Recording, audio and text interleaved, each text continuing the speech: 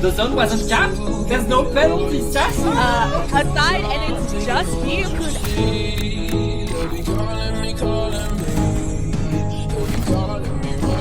Getting that 52 to work and getting a triple.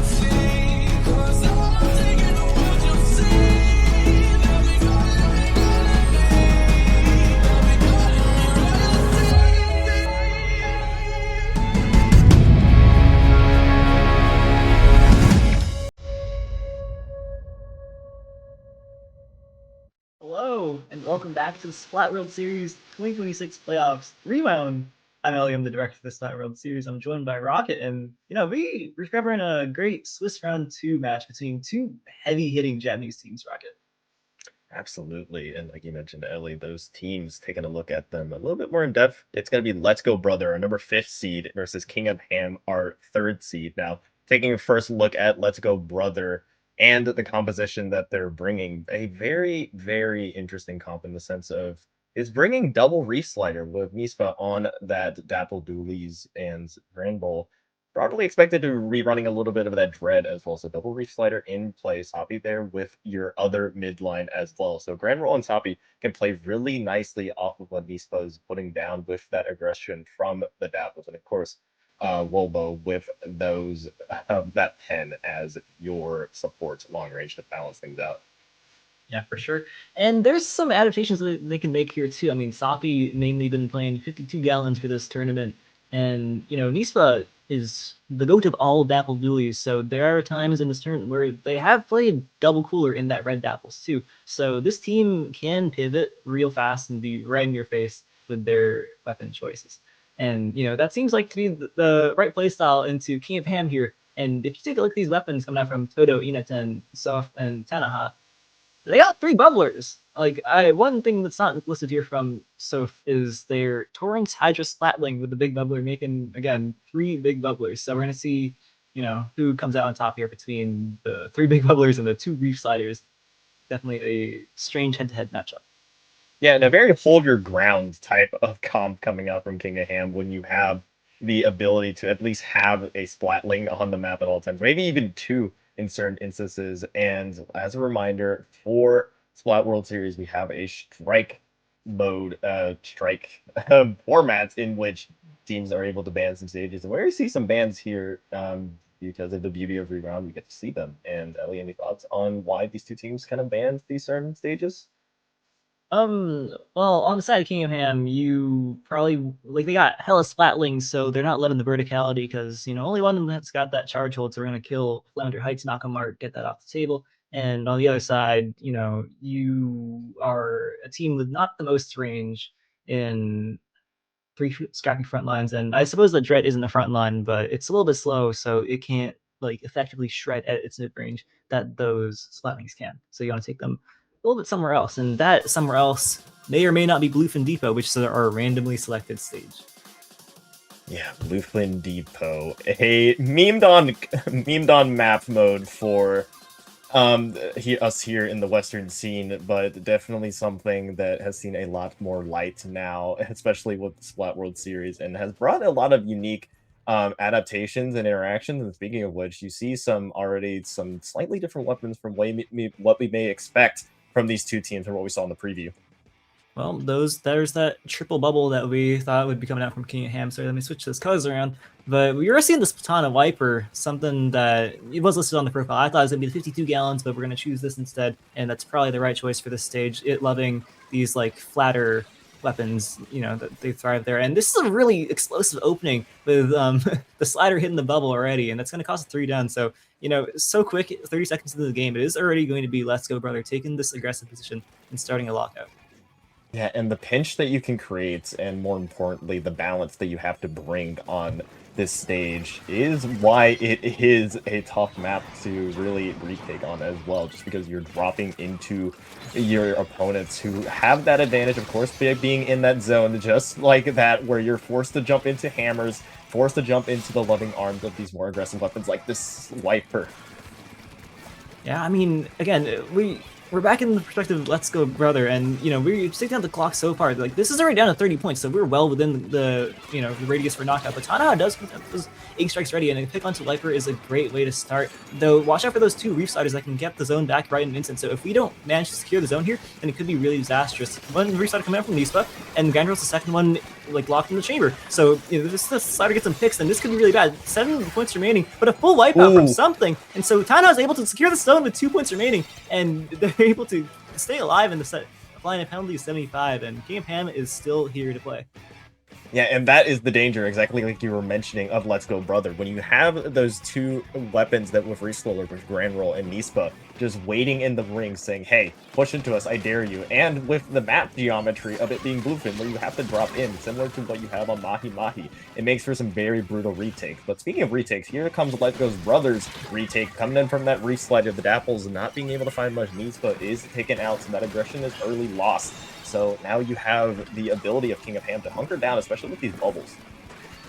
I mean, these bubbles let you get safe passage up those really risky elevators or that tight drop on the left side. So, using those specials is going to let you walk in here and set up players like Toto properly to aggress in your court, which is not where you want them to be. Nice counter here, getting them out, letting you able to drop it safely. And, the lead spot has changed, by the way. There's only 14 ticks remaining. You're going to apply this penalty and try to rush down Inatan here on the Zinkmini Splatling, but right now they've stopped bleeding before the lead gets taken away. I mean, 2 is a hard lead to beat. Like, you beat that thing, you pretty much won the game already. So nice save from them, and they're still in it to them.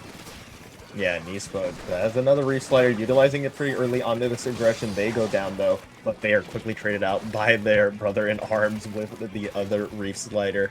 Grand Roll just chilling there, trying to see if they can get another Reef Slider going. They have Cooler as well, so they could be going for a play here if they just wait on that top left side, just waiting and daring King of Ham to push in, but they do try to jump out, trying to see if they can find much out of it. Reef Slider used a little bit off screen on that left side of your screen. Now you just have the Zimmy try to paint over. Bubble is active, but here come Let's Go Brother, all converging on to that bubble, trying to shred it, falling very, very dangerously low, but just in the nick of time, King of Ham are able to save it before disaster strikes. The paint output from this composition is absolutely ridiculous, especially from the Zinkmini Splatling and the Splat Umbrella recently buffed to crap out a whole lot of paint. It's going to let them retake the zone with very little time left and get them set up one more push here. Not close to a lot of specials, but on the side of Let's Go Brother, they do have that hammer and 2 sliders ready to hit the zone. So they're going to get that set up when they can. One slider comes out from behind, but it looks like Toto's going to choose to look forward and stop Bulbo from being able to look at the zone. So, we just have this fight up here. Applying the bubble. This is a really good bubble, actually, stopping at the front of the zone. So now that the members on the backside can't really affect the zone, and there's only 14 ticks left. So right now, it's up to whoever's on the flank. Grand Roll with the Reef Slider maybe can do something about it, and looks like the slider's coming out now. Applies like neutral to the zone and caps the entire thing, stopping them at 3 points remaining. There's no way to get that closer than what we just saw.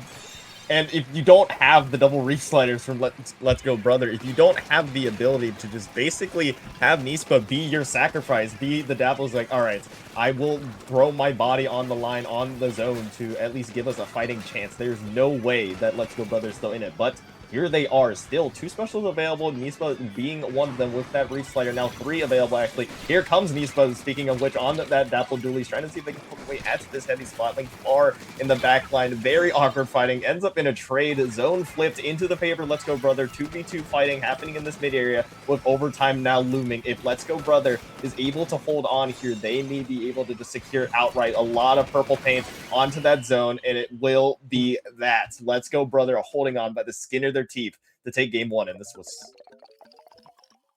That was so close, so many times where the lead could have switched when it was down so low, but just frame perfect stopping it when it mattered, and that's going to allow them to walk away with that first game, putting them up in the set, which is excellent, by the way, because that just means that, they have the counter pick advantage for the remainder of the set. So, if they do happen to go... Oh my fucking god. I'm going to edit this part. Hold on. Okay. Wait. Okay. They played the video game good. This is edited. I made a production mistake. So now we're gonna be going on to game 2 here with Let's Go Brother taking that first one. And it was so narrowly won. Like, again, push to 2 you'd think he probably lost at that point, but you know, they managed to bring it back. And so that's going to be Let's Go Brothers' turn to strike 2 of those stages off the board here, and you know, we're going to see what those happen to be. Yeah, and speaking back to that match a little bit more, we got to see a little bit of both of how these teams love to play. We saw a little bit of that more, if you're able to hold onto the zone, never give it back, from King of Ham, where you have the 2 Splatlings just plopped onto the zone with a bubble to really hold it down. And then on the other side, Let's Go Brother. I mean, living up to the name, Sliders in just to try to see if they can cause that chaos. They cause just enough chaos to survive. But speaking of that kind of chaos and more of that potential, we go to Urchin Underpass, where I think that Let's Go Brother can benefit really nicely off of the short range. Yeah, absolutely. I mean, this is the #1 counter pick if you are someone who doesn't play a Charger, fighting a Charger, and guess who left theirs at home here. So, you know, that's what we're going to be bringing out. And it's listed in their weapons. They do have that double dapple at the ready, and they choose to bring it out. No better place than Urchin Underpass. I mean, those beacons super strong, and there's so many ledges for you to hide behind, and that lets you close the gap so quickly with the dapple dualies, so you can fight forward even though these things don't have a whole lot of range. Yeah, and it makes perfect sense for a map such as Urchin Underpass, where you can just immediately hold the left stick forward, just immediately fight everything. Use your Reef Sliders and specials to win these individual fights and just win it through chaos. And that's exactly what Let's Go Brother is doing there, causing a 3-player down situation. King Ham left to just 1 player left there. Heavy Splatling, Soft just trying to stay alive, but not able to. That overwhelming firepower just surrounds them. You have the hammer available. Yet again, though, just waiting in the lanes for Sophie, trying to see if they can find nothing, but again, just immediately cut down by that heavy Splatling that is going to be the anchor for King of Ham, and I think can be the X factor. All right, and we see the hammer coming out. It's pressuring Tana to this corner, but the shield actually works. So they managed to get the kill onto the hammer user, and that's going to let them walk it in without having to worry about Safi's Splatana like behind them. And now they're advancing this zone, getting a pick onto Grand Roll here. That's going to be so much paint missing now that Grand Roll is down. So Tana's continuing to move forward, and now popping this Inkjet, trying to extend this push even further. And there's just so much pressure coming out from King of Ham right now. Yeah, and that jetpack does end up finding one, so now Swing of Power, another found by the mini Splatling. Here come King of Ham to solidify things. Reef Slider not yet used by those dapples, so you will have King of Ham managing to just march forward, taking that lead as well, and just mowing down people is in a ton. Just constantly there with that mini, being able to punish that Reef Slider onto the zone as well. That is a key factor to note of as well. The zone, very, very small. Double Reef Slider on the side of Let's Go Brother. Right, those sliders can cap the zone with extreme ease. That was a suction bomb or a torpedo or something. It took out 2 jumps in 1 go, and that's the go signal to pop the slider and start attacking Soft. Not managing to get a pick, but trades them out, and now taking down the hammer, which is going to be a full Soft wipe onto the side of King of Ham. So this gives Let's Go Brother full permission to move right forward and fight way far up. Look at these 2 dapples just dipping and dodging into Ink. Gets comboed, maybe dipped a little bit too close together, and then they get taken down here. So it's only going to be 2 aggro's. Looks like Toto is actually on the flank as well. So there's Grand Roll fighting forward, and Soppy fighting backwards, or the other way around, and it's just so discombobulated right now. Yeah, Soppy has that hammer, utilized it, but wasn't able to find much. They go down to the Inkjet. Another Reef Slider by Guess Who, Nispa, going in with those dapples to try to create some space. They are taken out immediately. Here comes another potential Reef Slider on this right side of the Dread, just holding and waiting for an opportunity to potentially use it here, but still, waiting in the wings, know that that's probably a losing battle, at least for now, as Let's Go Brother takes a moment to recollect themselves and tries to move in when all the team members are there, but again, they're still just getting mowed down by King of Ham. That heavy Splatling just holding firm, both the mini and the heavy Splatling from King of Ham. You have Toto and Sofu just holding firm and just daring anybody to move forward into that overwhelming firepower in this middle area. Looks like they're choosing to recall from that top right. Wisely chooses back up a little bit. I mean, you got the umbrella shield on the top right, just waiting for you to walk right in, but they're going to have to make a move soon. I mean, there's only 5 ticks remaining. They do the slider, and they're going to try to use it now, but they pop it like 1 centimeter too early before the zone, and that means that King Ham takes the second game. Yeah, and now we really got to see how King Ham really spaces out these teams and really is able to dominate these type of engagements when they're put in places to succeed. You get your game plan going early, you're able to hold into that zone and basically force Let's Go Brother to feed into you which is how you beat a team like this that has the overwhelming firepower, but doesn't or overwhelming firepower and speed. Yes, but they may lack in certain areas such as range, where you really got to see the heavy Splatling Sofu really just hold firm the entire time. Really just mowed down anybody that held forward. And every single time Let's Go Brother moved in with a Reef Slider, it was just basically a suicide attempt to try to get something, but they were never really able to flip the zone consistently. Right. I mean, that's the quirk of Urchin Underpass. The zone is so volatile; it goes with just about anything. But holding it is the real problem with it. And so, the question is, what's a zone that's real easy to hold? But first, we're going to see what stages that we choose to strike out here from the side of King of Ham. And first, we're going to take Manta Maria off the board. Thank God that map is. The other interesting choice is Mahi Mahi, which I would kind of imagine would be a liked choice by King of Ham, Let's Go Brother, just because of the close range of that map. So that is most likely why they chose to slash that map. Mincemeat Metalworks going to be our game 3 here, and I'm just now thinking of what these two teams could bring in terms of how they like to play the game, and I really like the stability that heavy Splatling can bring for King of Ham, especially on a map like Mincemeat. Just a stat for you, but in every single Global Gauntlet and Splat World Series 2025, that has been Grandrill's #1 counter pick being Mahi Mahi Resort. So, oh yeah, it absolutely makes sense to get that thing off the board. And I mean, with the maps that they have left, I feel like Mincemeat Metalworks makes a whole lot of sense, because they have the ability to just cap the zone over and over and over. There's no real good place to set up that triple double composition. So, I mean, like, everything that the King of Ham comp excels in is like kind of neutered by the stage in of itself. Yeah, and if you remember what that first point was on that loading screen, sedentary playstyles thrive. What is King of Ham? A very stationary type of team that it will hunker down and just beat you through space. And we do see a return to pretty much what we expect from both sides in terms of their comps. Double Reefs still from that Let's Go Brother comp, but now the pen returning, of course, because it's no longer. Oh. Alright, we hit the snipe with the hammer, so didn't waste that 1 ADP just for fun, but the fight's going like real strange. It's not going in any team's particular favor, and so you see like Randall running this right side while his teammates are being flanked on the left side. Like, there's so much going on right now, and right now I could not tell you who's about to win.